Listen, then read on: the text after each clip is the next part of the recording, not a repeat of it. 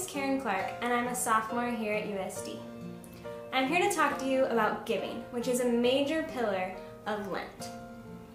So, what are you going to give this Lent? What is giving? What would Jesus want you to give? I'm here to tell you my personal story of what I'm going to give and give you some ideas of how to get ready.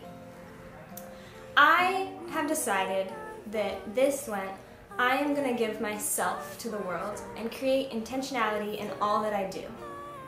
I came about this by my travels to Guatemala this January with SYE. My trip to Guatemala was absolutely amazing, and one of the experiences I had was to volunteer in a facility for developmentally and physically disabled persons and those with malnutrition.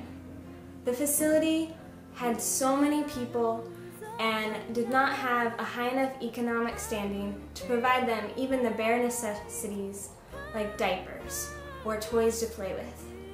It was hard to see, but I understood that they were getting the best care possible at that facility in Guatemala. The children's faces were filled with hope and love, and they really spoke to my soul, for most of them couldn't talk.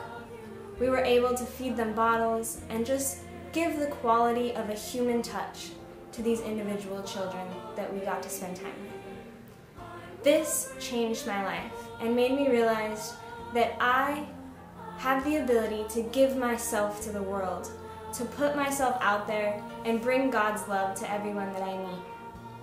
So I wonder what you're going to give. I'm going to give myself, and I'm going to do so by making sure that everyone knows that I am present with them. But it's not just that. You can give up things or you can give to things. You see, giving's all about what's in your heart. It doesn't need to be a material item. It just needs to be something that you think God will want you to give.